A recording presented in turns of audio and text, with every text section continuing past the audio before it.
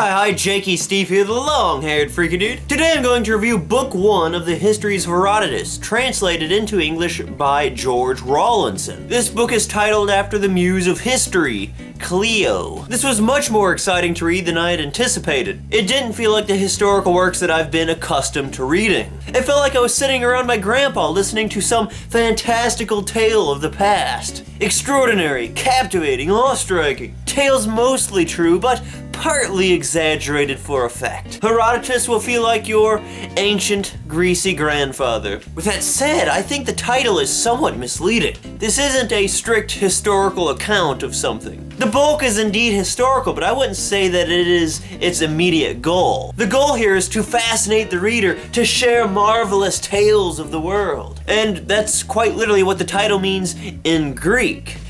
In Greek, historiae doesn't really mean history. It's actually better translated as marvels. So what you see in here are the marvels of the world. The marvelous stories that Herodotus encountered in his travels across the world.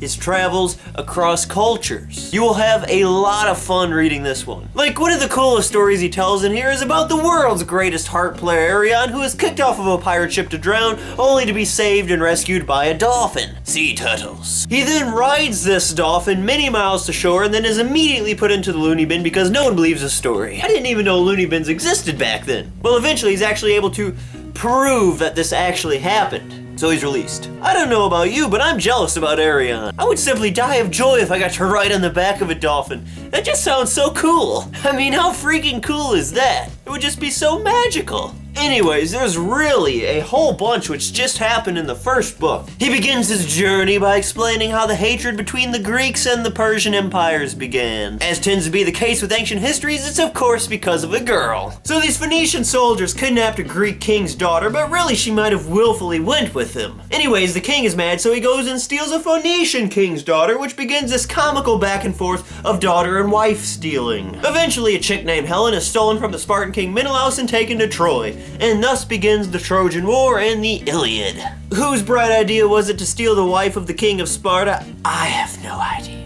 This is Sparta! So really, Asian and Greek cultures are now angry at each other because they got horny for each other's women. But really, it might have been vice versa, the women getting horny for the other culture's men, but anyway. Anyways, after building up this hatred between the empires, he starts to focus on specific cities of the empires. One musing he has about this: cities which were formerly great have most of them become insignificant, and such as are present and powerful were weak in the olden times. This both justifies why we need to study fallen cities and empires, and also eerily shadows what is to come of our own cities. Nations and empires start out weak, they start to rise, they reach their climax, and then they fall. His point here is that no city remains weak, no city remains strong. It's always changing. Does that necessarily mean that once one has begun to fall, they won't reach the top again? No. It just means that they will be undulating, you know?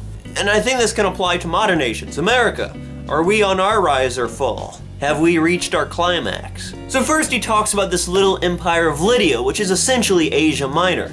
The king is Croesus, and it should be noted that his brother-in-law is Astyages, the king of the Medes, which is an empire just to the east of them. Croesus' family gained control of the Lydian Empire in a rather peculiar way. You see, his father Gyges was the servant to the king Codulus of the Lydians. This king was from a line of control of hundreds of years. One day he just randomly tells the servant Gyges to be a peeping Tom to his own wife, the queen. The queen finds out.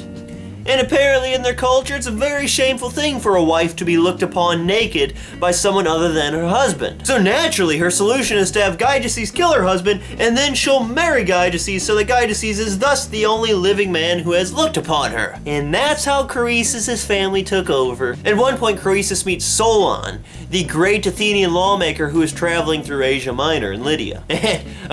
I just have to talk about why Solon is traveling through Lydia in the first place, because it's absolutely hilarious. Solon was one of the greatest lawmakers in Athens. Athens just adopted a set of laws by Solon and put on this nifty little stipulation that the laws would have to be enforced for 10 years and could only be revoked during those 10 years by Solon himself. Solon knows these laws are going to be controversial and that people are going to want him to change them, so what he does is he goes on a 10-year vacation while these laws are enacted so that no one can bug him about it. Anyways, Croesus asks Solon who the happiest man in the world is. Croesus arrogantly expects himself to be the answer, but instead Solon's answers are poor dead peasants as the happiest people in the world. He who possesses great store riches is no nearer happiness than he who has what is sufficient for his daily needs. In other words, wealth doesn't equal happiness. Solon is also quick to point out that these happy men are by no means perfect. No single human being is complete in every respect. Something is always lacking. I absolutely love Solon's appearance here. His stories and his words of wisdom are rather thought-provoking and enlightening. What is happiness?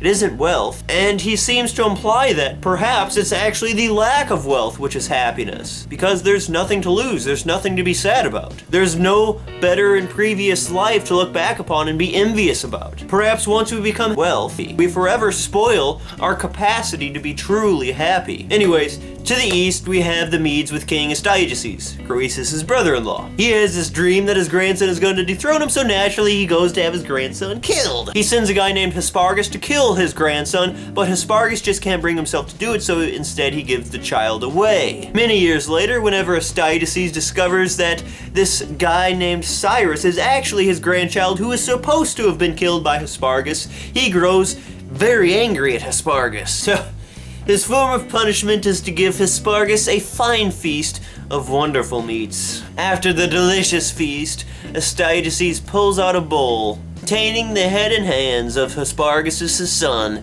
and reveals that he had just eaten the flesh of his own son. But rather than being distressed, Hespargus is just like, I knew all along I was eating my child. It was a good feast. What?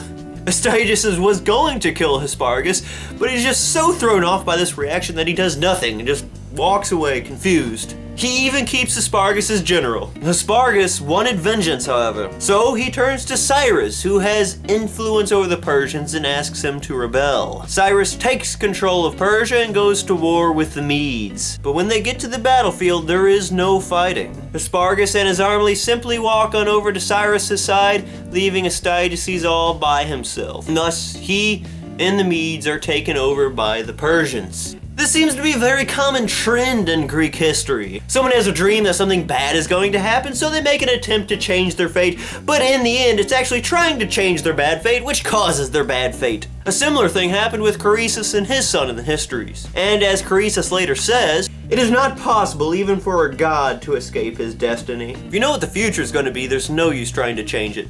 Most likely it's just going to cause your future. Anyways, Croesus, kind of angry that his stepbrother has been dethroned, he makes an attack against Cyrus and the Persians. This was a poor decision, for the Persians ultimately win. Croesus consulted the oracles on the matter of starting a war, and the oracle said that a great empire was going to fall if he did so. Naturally and arrogantly, he thought that this oracle was referring to the Persian Empire.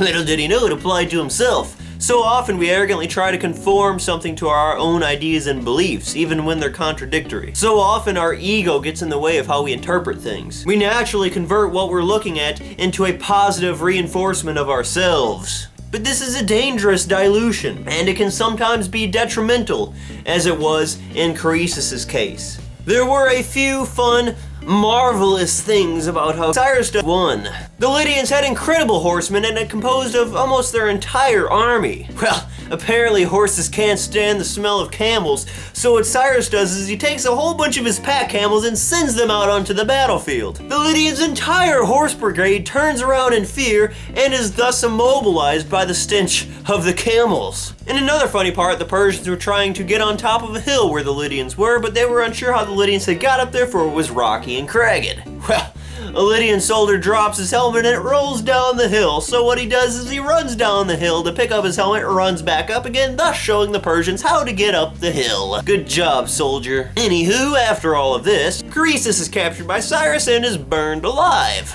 And as he's being burned alive, he realizes that what Solon said about happiness was true. No one keeps their wealth forever. They will lose it in time. Croesus had just lost his empire, he had just lost his family, and now he was losing his life. He had indeed lost his power, as Solon had predicted, and now he realizes that no man is happy while he is alive. Cyrus wonders what Croesus means by this, so he puts out the fire and saves Croesus. He has a word with him, and he likes what he says, so he makes Croesus his advisor. Before the war, I didn't really like Croesus. I thought he was just an arrogant snob. He was inconsiderate and foolish and didn't think anything through. He just acted on a whim. But after this situation where he lost everything, he seems to have grown immensely wise. And I think the character that he became was very admirable, very humble. He says to Cyrus, "No one is so foolish as to prefer war to peace, in which, instead of sons burning their fathers, fathers burnt their sons. Avoid war at all costs. It only leads to pain and destruction." So the Persians go on conquering lands, but they don't attack islands. There's one culture, the Cnidians, who are on a peninsula, surrounded by water on all three sides. So in fear of the approaching Persians, they decide to make themselves an island. They send all their men out to dig away that fourth side. They're doing a good job too. That is until their entire workforce is crippled by rock splinters in the eye. So they almost but not quite became an island, thus saving them from the Persian Empire, but rock splinters and poor eye protection got in the way, and the Persians took them over. Funny thing is that it would have worked. I would have loved to have seen that work. Well, the Cnidians might not have achieved their goal. There are many cases in the histories where people do achieve their goals in controlling bodies of water. And the way that man has mastered water, even in this time, is quite incredible. I mean, from what they describe in here, I think it would be incredible if they did that in our time. And we do have proof that what they did is true. At one point, an army is trying to cross a river on foot, but it's too deep. So this man named Thales simply decides to cut a second channel in the river, splitting it in two and reducing its depth until it can be walked through. They split the river in half. In another case, we have Babylon, a city placed on both sides of the Euphrates River. They want a bridge going across the river so they could travel from one side to the other of their city, without using boats and such. But in order to build the bridge, they need to be able to get onto the rock bed of the river, which is impossible. So what they do is they cut an entirely new channel for the river, completely redirect and drain the Euphrates River from where it cuts through Babylon, and then they finally build this bridge in the now dry riverbed, which used to be the Euphrates. Then once built, they redirect the river back again. I don't know about you, but even for today's world, redirecting a river sounds like an incredible feat. Then again, I might have some bias since the main river I'm used to is the Mississippi, since it's right outside my front door. I don't imagine the Euphrates is anywhere near that big, but it still sounds impressive. I can't help but wonder what the cities downstream from Babylon felt whenever they took their water away. Cutting it off, considering it probably sustained their life and all. Herodotus talks a lot about anthropology and other cultures' customs. As the translators point out, some of these customs or his ideas of customs are flawed, but in general, we really don't know what is true and what isn't. So until it's proved to be false, I'm just gonna accept it to be true since it's really the only case we have of it. And they really are fascinating. One of the most bizarre was Babylon's customs. I mean, what's up, Babylon? Ugh, particularly those concerning women. By law, every woman must at least once in their life get paid to have sex by someone other than their husband in a temple of the gods. What kind of custom is that? So, unless you're a prostitute doing the nasty in a religious temple, you're breaking the law. I'm sure they had some sort of crazy reasoning for this, but that is by far the weirdest custom that I've seen so far in these ancient cultures. Perhaps weirder than the Massagetæ, who, whenever their people get old, they kill them and then cook them and eat them. Soylent Green, it's people! Soylent Green is people! Anyways, so the book ends with Cyrus taking over the Syrians, which is essentially the Babylonians, and the Ninevians. And now Cyrus is going to attack a race of people called the Massagetæ. But this is his last battle. It is against the Massagetæ where Cyrus finally loses a battle and ends up dying at the hands of a woman named Tomyris of the Massagetæ. Well, that is my review/overview of Book 1 of the Histories of Herodotus. There are many, many marvelous stories in here, and I'm sure there are many which will make you smile, laugh, think, and become genuinely puzzled at. A guaranteed good time. Well, my questions to you are, How does changing one's fate ultimately end up causing one's fate?